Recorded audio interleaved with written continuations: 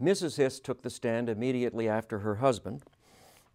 She gave a version of her family's dealings with the Crosleys that was very consistent with her husband's and in all meaningful respects hugely different from that testified to by the Chamberses.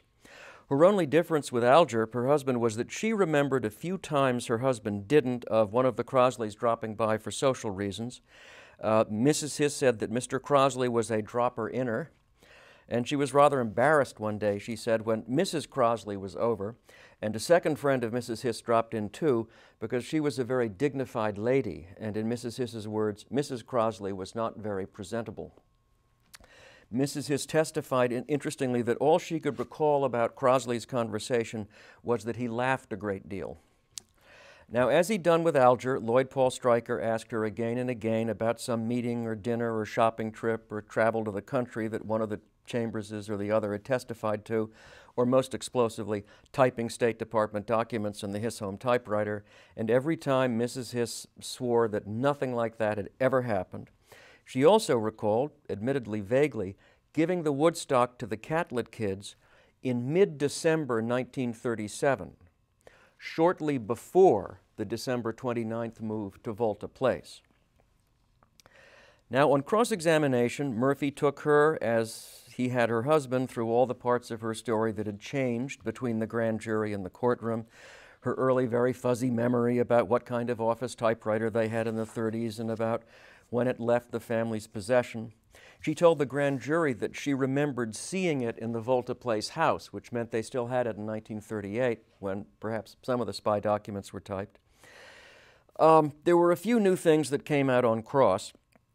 To her surprise and disbelief, the voting and party records of New York City indicated that she had been a member of the Socialist Party in 1932. She said that she typed on the family Woodstock, the Hiss home typewriter, several of the Hiss standards. They included her letter to the University of Maryland about the inorganic chemistry course and her report to the president about the Bryn Mawr Alumni Association. Both of those were typed in May 1937, and that was significant. That meant that the Woodstock was still working in May 1937 and that the Hisses still had it then.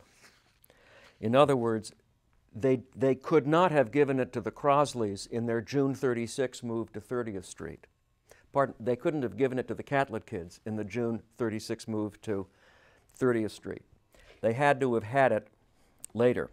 The only move in connection with which the Hisses could have given it to the Catlett kids was the December 29 move to Volta Place. As important as anything she said on the stand, I think, was how she looked. Prosecutor Murphy's cross-examination of her was very polite. She was a lady after all, and this was 1949.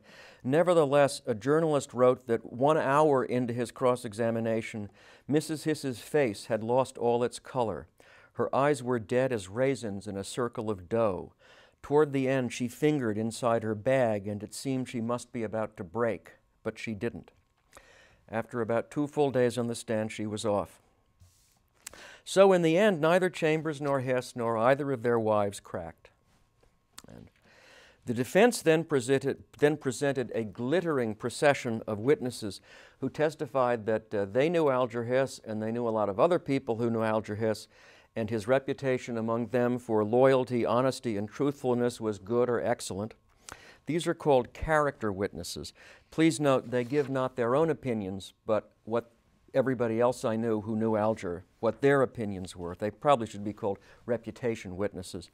Among Hiss's character witnesses, and how do you like to have these guys vouching for your honesty, 2 sitting Supreme Court justices, Felix Frankfurter and Stanley Reed, the Chief Judge of the Federal Court of Appeals in Boston, Calvert Magruder, a very famous U.S. District Judge from Boston, Charles Wyzanski, John W. Davis of Davis, Polk & Wardwell, one of the most eminent lawyers in America and the former Democratic candidate for president, former chairman of the General Board of the Navy and Admiral Hepburn, the former Solicitor General of the United States, Charles Fahey, the governor of Illinois, Adlai Stevenson, who was the Democratic candidate for president in the next 2 elections, and many other lawyers, American diplomats, and distinguished citizens.